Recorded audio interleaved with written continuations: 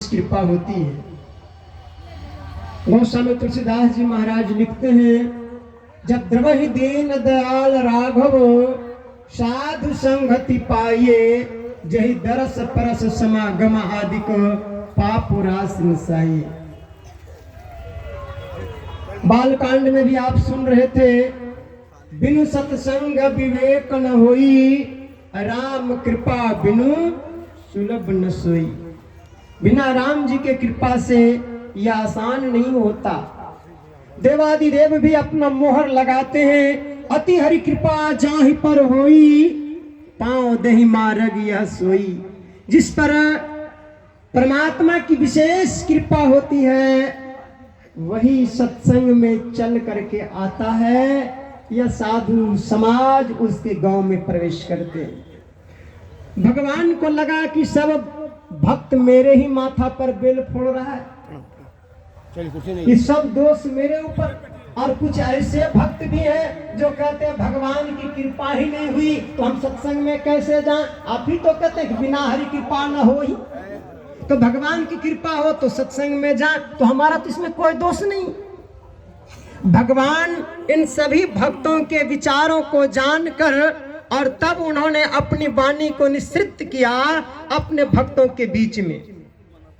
कहा, यह सत्संग, ये संत का दर्शन, ये दीक्षा का इच्छा कब उठता है?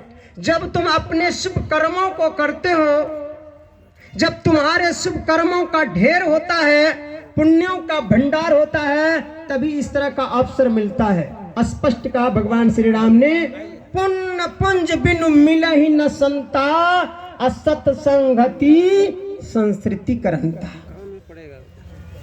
बहुत बहुत पुण्यों का जब ढेर होता है, तभी जाकर के ऐसे समागम में जाने का, करने का, दान देने का अवसर मिलता है।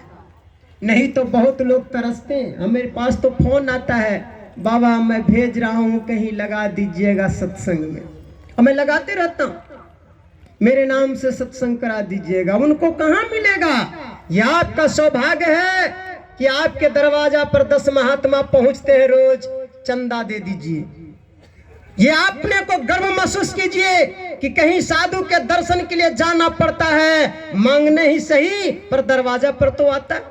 राम जी के दर्शन करने के लिए शिव जी भी मांगने के भेष में गए थे। सौभाग्य समझिए कि आपके दरवाजा पर संत महात्मा पहुंच गए। कुछ लोग कहते हैं भेष बनाने से क्या हो जाता है, बना के देखिए ना, एक बार भेष बना करके देखिए क्या होता है। ये क्या कम समझते हैं? स्कूल जाने से क्या होता है, पर स्कूल जा करके देखिए ना, स्लेट पर ऐसे ऐसे करने से क्या होता है, करके देखिए ना, पता चल जाएगा क्या होता है। जब बचपन में स्लेट पर हाथ घुमाते थे तो कोई कल्पना नहीं कर सकता था कि मंच पर भी बैठ करके कुछ करेगा। और आज आपके सामने आपका बेटा इंजीनियर, डॉक्टर, आईएएस बन जाता है, केवल वही गिदने के कारण से। ये तैयारी आपकी है। और इसलिए गोस्वामी तुलसीदास जी महाराज थोड़ा सावधान कर रहे।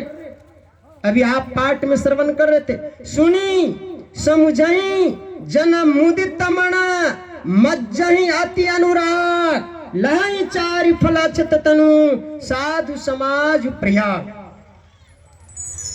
यदि आप आनंद मन से सुनते हैं, सबसे पहले सुनने की बात आए, सुनना किन की है, और जैसे का सुनते हैं आप वैसे बन जाते हैं। इसलिए सुनना किन की है और कहां जाके सुनना है, गोस्वामी तुलसीदास जी महाराज बता रहे हैं, पता साधु समाज में जाके सुनना है। कौन से साधु समाज? मेरे जैसा भेष दाढ़ी वाला नहीं। भेष की बात यहां नहीं किया, यहां कहा कि साधु समाज प्रयाग। ये प्रयागराज क्यों यहां शब्द आया? क्या इलाहाबाद में जो उत्तर प्रदेश में प्रयागराज है वहां जाने की बात कह रहे? नहीं सज्जनों, ये त्रिवेणी संगम उस धारा को कहते हैं जहां 3 धारा का संगम हो, जहां गंगा जी की भी धारा हो, जमुना जी की भी धारा हो और सरस्वती की भी धारा हो। वर्णन आप सुन रहे थे, राम भगति जहां सुर सरी धारा, सरसही ब्रह्म विचार प्रसारा। जहां राम जी का सगुण लीला का वर्णन हो, जहां परमात्मा का सगुण लीला का वर्णन हो, वो मानो निर्मल मन को लगने वाला, मन को लगाने वाला वो निर्मल गंगा जी की धारा है। और जहां निर्गुण निराकार की ओर प्रेरित हो, जहां परमात्मा के स्वरूप का वर्णन हो, जहां आत्म तत्व की बोध हो, वही तो सरस्वती जी की धारा है। पर इस धारा में वही गोता लगा सकता है जिसके पास जमुना जी का भी धारा हो। और जमुना जी की धारा क्या है? तो कहा विधि निषेध कलिमल हरणी, करम कथा रवि नंदनी वर्णी। जिसके पास विधि और निषेध हो, सज्जनों, ये संत मत सत्संग को त्रिवेणी संगम इसलिए कहा जाता है क्योंकि यहाँ तीनों धारा समावेश होता है। सत्संग तो बहुत होता है पर इस तीनों धारा को देखने के लिए नहीं मिलेगा। नाम तो सत्संग होता है लेकिन चुटकी चलता है, सुटकी चलता है, ये सब कुछ चलता है, वहां निषेध नहीं होता। विधि तो बहुत होता है पर निषेध नहीं होता। और जहां विधि निषेध नहीं है वो जमुना जी की धारा नहीं है। और उसमें गोता लगाने से तन का मैल तो छूट सकता है लेकिन मन का मैल नहीं छूटेगा। गोस्वामी जी कह रहे हैं जिस धारा में तीनों धारा का समावेश हो, यदि वहां पर तुम जाते हो तो आनंद मन से सुनना, अनमने ढंग से नहीं सुनना। भक्तों ने प्रश्न किया वहां फायदा क्या होगा, लाभ क्या होगा? गोस्वामी जी प्रलोभन दिखा रहे हैं, जरा देखिएगा क्या करें। सबसे पहले करें अर्थ, संपत्ति मिलेगा।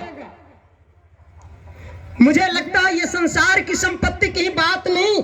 यदि आप शास्त्रों को उठा करके देखेंगे, अधिष्ठ के धारा में आप डुबकी लगाते हैं तो सबसे बड़ा जो अर्थ है, सबसे बड़ी जो संपत्ति है, जो तीनों लोक में श्रेष्ठ है, वो यही तन, ये देव दुर्लभ शरीर आपके पास होगा। चाहे आप इस लोक में रहें कि चाहे आप परलोक में रहें, जब भी मौका मिलेगा तो ये शरीर आपके लिए सुरक्षित रहेगा। क्योंकि भगवान श्री कृष्ण ने वादा किया है कि किंचित मात्र भी इसका कोई अभ्यास शुरू कर दिया है, ऐसे जगह में चला गया है तो सबसे देव दुर्लभ जो संपत्ति है वो मिलेगा। और जीता जागता माता सबरी इसका प्रमाण है। दूसरी बात बता रहे हैं कि इच्छाओं की पूर्ति होगी, कामनाओं की पूर्ति होगी। सज्जनों, सभी की कामना क्या है? सभी एक ही कामना करते हैं, जीवन सुखमय आनंदमय बीते और वो आपको प्राप्ति होगा, धर्म आपके साथ होगा। और अंत में जो मनुष्य शरीर प्राप्त करने की जो मेन उद्देश्य है वह है मोक्ष, समस्त दुखों से छूट जाना।